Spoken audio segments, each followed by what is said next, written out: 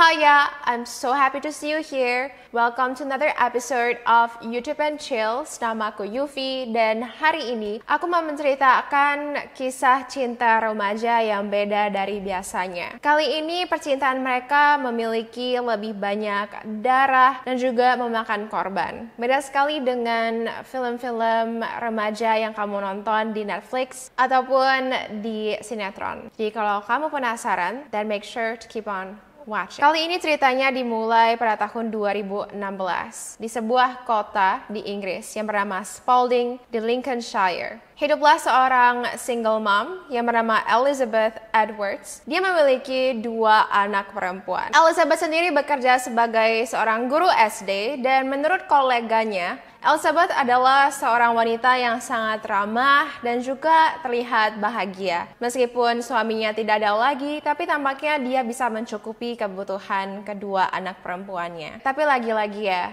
apa yang kita tunjukkan di luar mungkin saja berbeda dengan apa yang sebenarnya terjadi di dalam. Karena di rumah, Elizabeth gak akur sama anak pertamanya si Kim. Si Kim itu sangat keras kepala dan dia juga sering melawan apa aja perkataan ibunya. Dia juga sangat kasar ketika ngomong dengan ibunya, dan ini adalah personality yang sangat bertolak belakang dengan adik perempuannya ya, si Kate. Si Katie ini, dia sangat dekat dengan Elizabeth, sampai-sampai mereka sering sekali jalan-jalan bersama, makan-makan bersama, dan ini membuat Kim diam-diam sangat cemburu. Dia merasa kalau, wow, di rumah ini nggak ada orang yang sayang sama aku nggak akur sama ibu aku juga jealous sama adik aku, karena adik aku mendapatkan semua perhatian ibuku, dan ibuku juga sangat sayang dengan adik aku, dia nggak sayang sama aku. Nah, karena itu, Kim pun akhirnya sering menghabiskan waktunya memotong tangannya sendiri. Sejak kapan hubungan Elizabeth dan Kim tidak akur?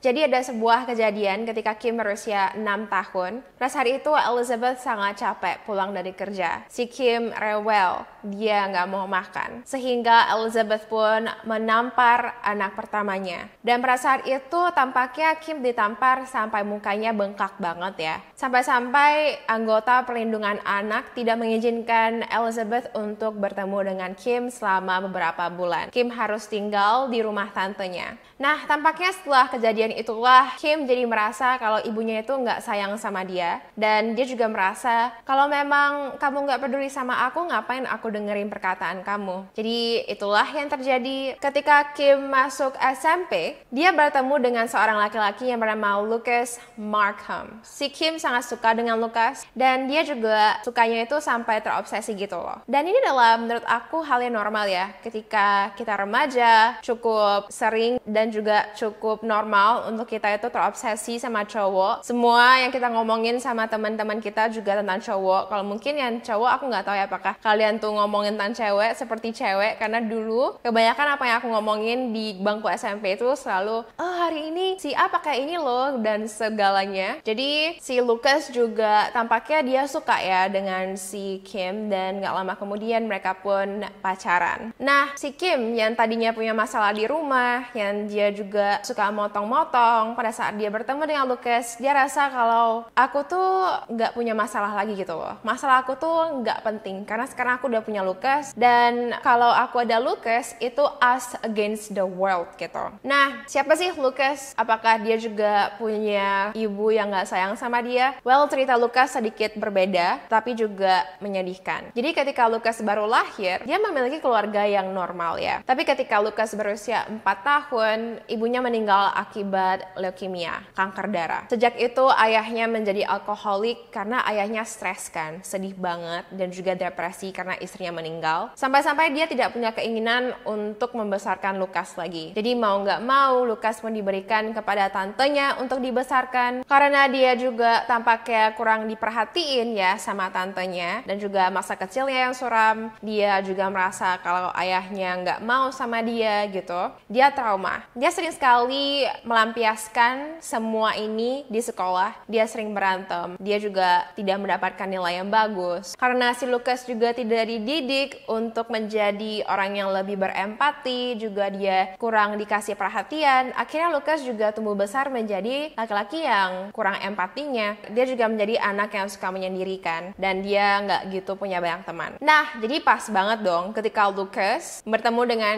si Kim. Mereka rasa kalau dunia hanya milik mereka berdua. Mereka rasa kalau kita nggak ada problem lagi karena kita punya satu sama lain. Gak lama, mereka jadi sangat dependen sama satu sama lain. Mereka juga punya depresi ya, karena kan si Kim itu dia suka motong-motong. Nah, si Lucas bukannya dia suruh si Kim buat berhenti motong, si Lucas hanya diam-diam saja. Karena menurut Lucas, dia mengerti apa yang dialami oleh Kim. Dia ngerti kalau Kim itu butuh motong untuk ngerasa lebih baik lah ya. Dan mereka berdua juga sering banget ngomong tentang bunuh diri, ngomong tentang hal-hal yang seperti itulah ya, hal-hal yang bikin orang makin depresi. Dan dari sini kita bisa lihat ya, mereka itu adalah anak remaja yang ababil. Karena logikanya, kalau kita melihat pacar kita ataupun pasangan kita itu motong, melukai diri sendiri, pasti kita suruh dia berhenti dong. Bukannya hanya diam-diam saja melihat sambil ngomongin hal yang bikin dia makin sedih. Jadi kita bisa lihat kalau Lucas itu bukanlah pengaruh yang baik untuk Kim, si Kim juga bukan pengaruh yang baik untuk Lucas. Si Elizabeth, ibu Kim, yang sudah capek-capek kerja, begitu dia pulang, dia hanya melihat Katie aja di rumah. Setiap kali dia tanya Katie, di mana cece kamu? Si Katie selalu bilang kalau, oh dia hangout sama Lucas, dia hangout sama pacarnya. Akhirnya Kim pun jarang pulang ke rumah. Kalau dia pulang pun biasanya keesokan harinya, ataupun dia pulang malam sekali. Dan akhirnya Elizabeth pun gak suka sama Lucas gara-gara ini. Dia rasa kalau, oke, kalau misalnya kamu adalah pacar dia, harusnya kamu bantu dong dia menjadi cewek yang lebih baik. Kamu bantu dong nilainya biar lebih baik. Tapi ibunya nggak lihat nilainya lebih baik, malah lebih buruk lagi. Jadi ibunya pun suatu hari ketika Kim pulang ke rumah, si Elizabeth langsung bilang ke Kim, kamu jangan ketemu sama Lucas lagi ya, aku nggak suka sama Lucas. Nah si Kim, kamu tahu dong, dia itu sudah sangat dependent sama si Lucas yang encourage dia untuk melukai diri sendiri, untuk tetap sedih. Si Kim memilih untuk kabur dari rumah. Dia kabur selama 1 minggu sama Lucas. Aku nggak tahu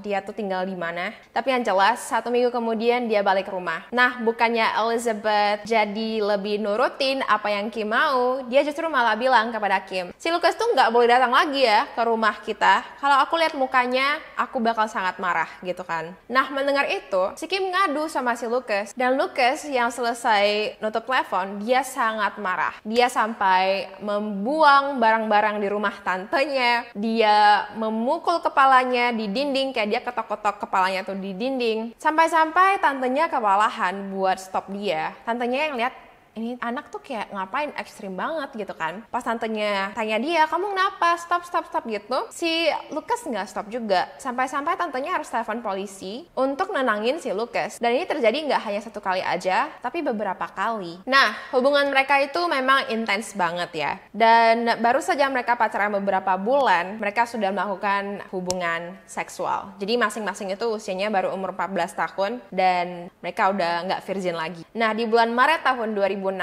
si Lucas di-expel dari sekolah karena dia jarang datang dan dia juga nilainya jelek banget. Karena si Kim itu dia juga nggak gitu punya teman, dia tuh setiap kali di sekolah tuh hanya hangout sama Lucas, PDA gitu ya, public display of attention. Jadi si Kim tuh langsung ngerasa depresi banget. Dia juga ngerasa sendiri banget lah ya di sekolah. Nah, kalau di Inggris tuh kan kamu sekolahnya dari jam 7 sampai jam 3. Harusnya sih sama sih ya di Indonesia juga, aku udah nggak inget lagi. Tapi dulu sih aku sekolah kayak gitu. Cuman kalau kayak sekolah swasta aku nggak gitu tahu, tapi basically karena biasanya si Kim dan si Lucas itu selalu bertemu, kali ini mereka nggak ketemu 24 jam sehari, si Kim pingin bunuh diri. Jadi apa yang dilakukan adalah dia makan pil banyak banget pas di kelas sampai dia OD. Dan untung aja gurunya pada saat itu langsung bisa panggil ambulans, si Kimnya bisa diselamatkan. Nah, ketika si Kim kembali ke sekolah, murid-murid murid yang tahu tentang bagaimana Kim mencoba untuk bunuh diri menganggap kalau Kim itu adalah sebuah lelucon. Mereka pun mulai bully si Kim, mereka pun mulai nertawain dia terus-terusan kayak, kamu tuh bego banget, ngapain kamu OD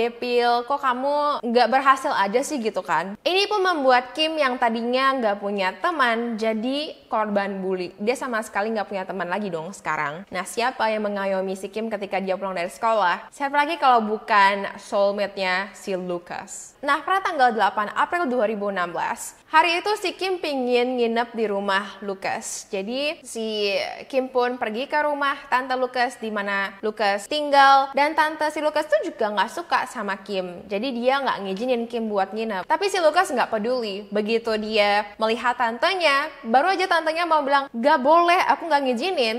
Dia udah narik si Kim ke kamarnya, udah kunci pintu. Jadi tantenya juga nggak bisa ngapa-ngapain. Susah ya jadi orang tua. Anyway, keesokan paginya si Kim kembali ke rumahnya kan, ke rumah Elizabeth di mana dia tinggal ya. Pas dia mau masuk kamarnya, dia lihat, loh, kok pintunya terbuka? Loh, kok lemari aku bersih banget? Kok semua barang-barang aku udah dimasukkan ke dalam koper? Ibunya pun keluar dari kamarnya dan bilang kalau, kamu keluar aja ya. Aku nggak suka kamu itu semena-mena di rumah aku. Kamu tuh nggak pernah bilang ke aku kalau kamu itu bakal nginap di rumah Lucas. Kamu juga nggak pernah pamit. Kamu juga semena-mena gitu lah, seenak-enaknya masuk keluar rumah tanpa seizin aku gitu loh. Kayak kamu tuh nggak hormatin aku sebagai ibu kamu. Nah, si Kim sangat-sangatlah marah ya. Dia pun langsung telepon Lucas. Dan pada saat dia baru aja mau ngomong ke Lucas udah bilang kalau tante aku tuh udah packing semua barang aku loh. Kenapa ya? Dia mau usir aku gitu kan. Nah, jadi ternyata itu kayak tante si Lucas dan juga Elizabeth tuh udah planning sama-sama. Mungkin juga mereka ingin memberikan pelajaran lah ya kepada remaja ini yang tampaknya ababil banget dan nggak menghargai orang tua sekali kan. Seenaknya aja gitu. Harapan Elizabeth sama tante Lucas sih supaya mereka akhirnya putus gitu kan, rasa kalau oh my god kita tuh nggak punya tempat tinggal lagi, kita juga nggak punya uang, masih remaja, belum kerja, gimana dong gitu kan. Harapannya sih supaya mereka bisa putus dan juga mohon-mohon sama orang tua masing-masing untuk jangan usir aku dong, jangan usir aku bakal taat sama kalian. Tapi enggak dong, mereka langsung ambil tas mereka, keluar dari rumah dan mereka bertemu. Tampaknya hubungan mereka makin erat ya, karena mereka sekarang jadi rasa wow, ini beneran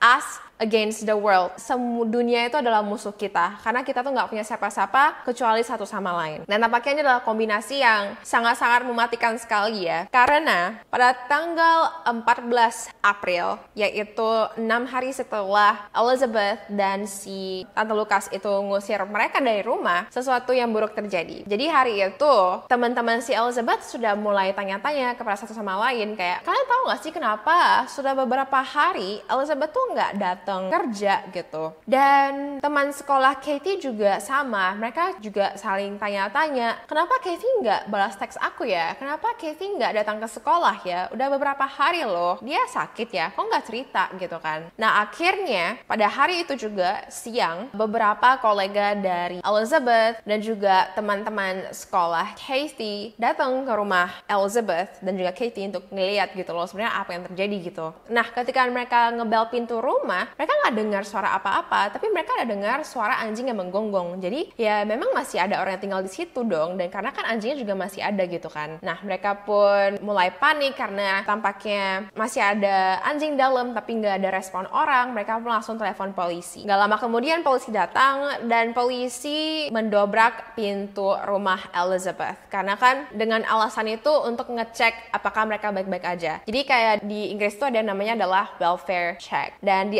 Amerika juga ada ya. Cuman beberapa cerita yang aku lakuin seperti yang Christopher Case itu, ingat gak sih ketika polisinya ngetok pintu untuk welfare check, begitu nggak ada respon mereka itu kayak nggak dobrak gitu. Beda sekali sama polisi yang Inggris ini ya, mereka tuh kayak langsung dobrak. Dan bener aja begitu mereka masuk ke rumah Elizabeth, ada 2 polisi. Nah mereka pun berjalan ke ruang tamu dan mereka melihat ada 2 orang di sana, Kim dan juga Lucas. Mereka sedang berbaring di di kasur gitu, saling peluk-pelukan, makan es krim, dan nonton TV. Polisi yang heran kayak, oke, gimana caranya kalian tadi tuh nggak buka pintu aja ketika kita ngebel-ngebel terus-terusan, ketika kita gedor-gedor kan. Cuma pada saat itu polisi udah punya firasat yang nggak enak banget, karena liatnya kayak aneh banget, nih anak kok santai sekali, bukannya bukain pintu gitu. Nah, polisi itu pun tanya, mana Elizabeth sama Katie? Si Kim ya dengan santai setelah dia selesai nelen es krimnya, dia bilang, oh mamaku sama adik aku ada di atas, cek aja di lantai 2. Nah, polisi yang pertama ngejagain si Lucas dan juga Kim, sedangkan polisi yang kedua naik ke atas ke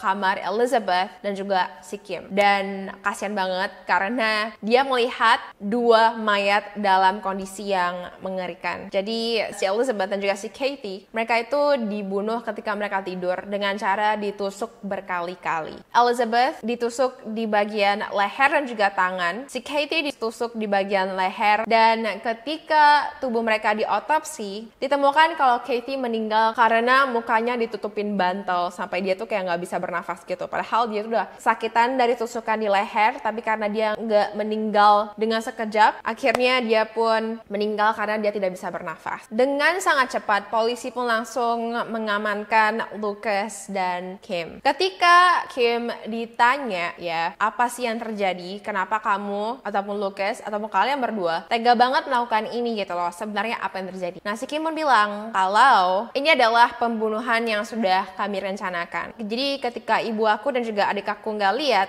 aku kasih masuk si Lucas dari jendela kamar mandi lantai 1. Setelah itu kita berencana kalau aku bakal bunuh adik aku, si Lucas bakal bunuh ibu aku. Tapi ketika aku hendak membunuh adik aku ketakutan, nggak jadi. Sehingga Lucas lah yang akhirnya menusuk adik aku di leher dan menaruh bantal di mukanya sampai dia berhenti bernafas. Jadi Lucas lah yang salah. Aku nggak membunuh mereka. Setelah itu kita pun mandi, bersih-bersih. Kita tarik kasur dari lantai 2 ke lantai 1 dari kamar aku ya. Setelah itu kita buka TV, kita makan es krim, abis itu kita melakukan hubungan seksual berkali-kali. Kita nonton film maraton, dan dia juga sempat kasih detail ke polisi ya, yang aku nggak tahu penting atau enggak, tapi dia bilang kalau, oh ya kita juga ada nonton film Twilight loh. Ya guys, that's what happens. Anyway, di pengadilan, Lucas langsung bilang kepada hakim kalau iya, aku lakuin ini, aku bersalah. Tapi si Kim beda. Si Kim bilang kepada hakim kalau, aku takut sama Lucas, dia tuh ancam-ancam aku, mau bunuh aku kalau misalnya aku nggak izinin dia untuk membunuh ibu aku dan juga adik aku. Tapi hakim tahu yang benar lah ya. Hakim tahu kalau ya itu rencana kamu juga gitu kan. Dan kita bisa lihat dari sini ya, cinta monyet banget nggak sih si Kim ini? Kayak jelas-jelas aku yakin dialah yang it takes two ya. Maksudnya dia juga ya setuju supaya kedua orang terdekatnya itu dibunuh sama pacarnya sendiri. Pasti dia juga harus setuju dong orang dia yang kasih Lucas masuk. Kalau dia nggak setuju, pasti dia nggak bakal kasih Lucas masuk ke dalam rumahnya gitu. Nah, akhirnya mereka pun mendapatkan hukuman yang sama, yaitu hukuman penjara selama 17,5 tahun. Dan kalau misalnya mereka diizinkan untuk keluar, kalau misalnya mereka berperilaku baik di penjara, mereka bisa dikeluarkan ketika mereka berusia 30-an. Jadi masih mudah banget ya ketika mereka keluar kayak 32, 33 gitu, I guess. Anyway, aku punya pertanyaan dong buat kalian. Menurut kalian, apakah anak-anak ataupun remaja yang membunuh itu bisa berubah nggak sih setelah dipenjara? Atau harusnya mereka dipenjara aja terus-menerus? Karena sekali pembunuh, tetap pembunuh. Make sure untuk kasih tahu opini kamu di bawah. Buat kamu yang nonton sampai akhir, thank you so much. Hari ini aku pakai lashes dari Ahura Lash dan tipenya adalah Soul. Lipstick aku dari MAC yaitu Ruby Woo. Let me show you. Ini tuh lipsticknya aku jarang pakai sih ya jujur, karena ini tuh matte. Dan kalau kamu tahu lipstick dari MAC itu yang tipenya matte itu biasanya lebih drying. Tapi memang ini adalah warna yang super populer banget. So I just thought like, you know, why not? Anyway, make sure to subscribe dan juga turn notification on. Follow aku di TikTok @UVPhantom dan juga di Instagram @UVPan. Thank you sayang so much for existing. I hope you have a wonderful day and I will see you in my next video. Bye!